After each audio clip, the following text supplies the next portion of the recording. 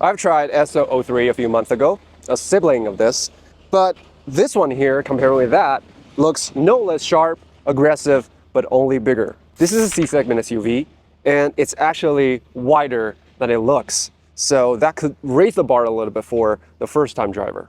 But it got space. A hatchback, which I love, and it's power lid.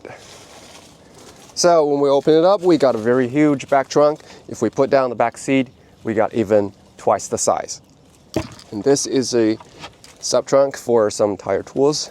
Oh, and these two are not speakers, they're just plastic lid.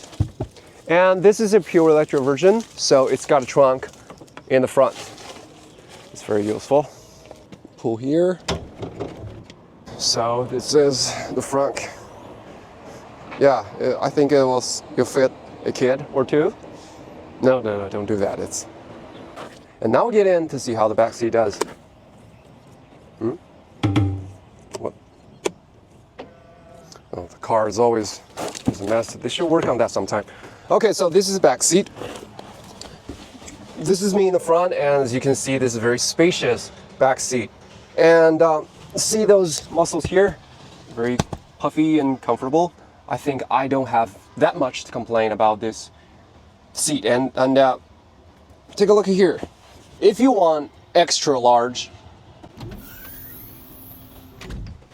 and this is executive level, brilliant. Whew. So now if you look at the interior, this is a pretty standard symbolic EV style with this red clay color, which kind of goes well with the outer skin. And here is an infotainment display. Basic layout, very simple to use. As we can see, it's quite fast, it's quite responsive. And when we go back to the home page, you just swipe around to change the wallpaper.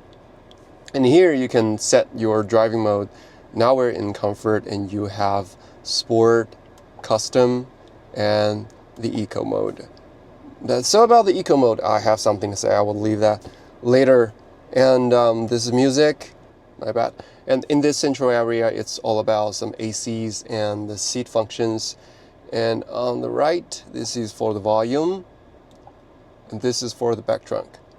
So this car comes with the heads-up display, as in HUD, and it's very bright. That's good, but the visuals are kind of blurry. And if you want to use that, you might want to get rid of your sunglasses if it's polarized, because when you put it on, those HUDs just gone. It's disappeared. And here are the vents control. It's physical, it's really good, great.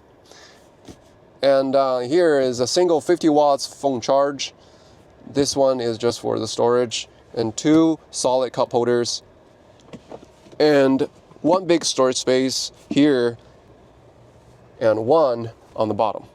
Now, if we look at the door, this is the speaker and some stitches and linings besides it. And if you feel like escaping, just pull nothing but press here. So here comes one peculiar things about this door, that these buttons, you push it forward, but not backward, to roll it down.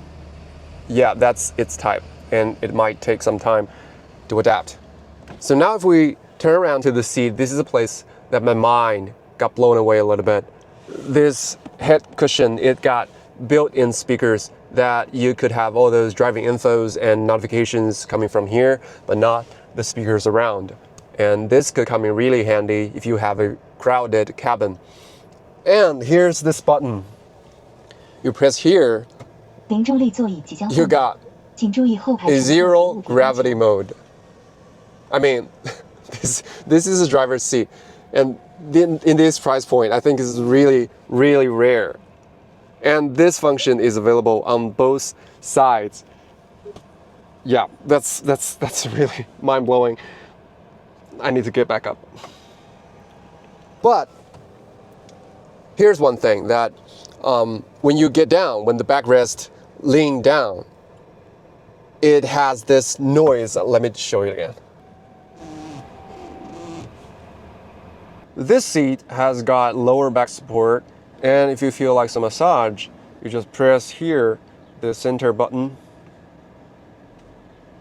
and massage is on. And as the distinguished co-pilot, we got one last show. 座椅即将调整，请注意后排乘客和 They 物 got 体安全。 entertainment screen here. Although there's only 3 limited apps here, music, iQIYI, and Kuaishou. At present, maybe they'll OTA that. Just try not to indulge yourself with this, especially when the car is moving.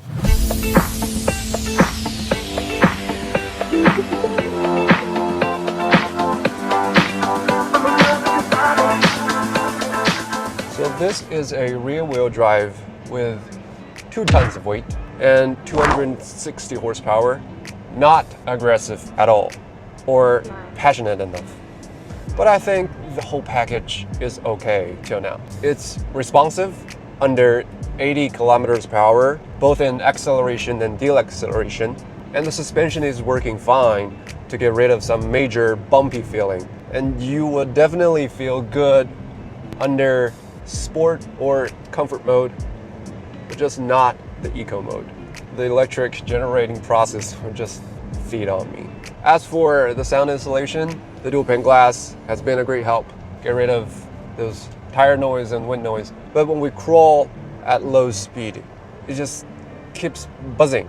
It's not loud, but it's definitely high pitched, which I'm very sensitive about. So, nah. I like how it feels on my hand, the steering wheel. It's firm and it's cushioning. It's very easy to grab, and you will not feel very hard to steer. But after all, the steering wheel is light though. Even you put in sport mode, it will be properly heavy.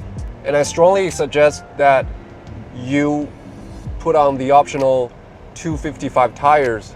That would be a great help for the safety or the whole handling sense. As a family car, I have to say this car is starting to grow on me. But this car has this one problem with this assistance system, that it will try to fight over the steering wheel when you are slowly approaching or going across the center line, even though you're not. Consumption-wise, this car has a battery of 69 kilowatts hour, and the average consumption is 14 to 16.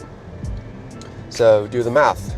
This car I'm driving right now is equipped with ACC, lane changing, and distance keeping. If you pay another 20,000 yuan, you get the top smart brain from Huawei, but that will send this car very near to the next level of market, where it probably go through some blood fight. So take everything into consideration. I think this car will be a good bargain under 180,000 yuan. And because this car comes with both extended range and pure electric, it got 10 configurations and 5 different mile ranges. It's a little bit complicated that you might want to look in the chart. So that's basically it. What do you think?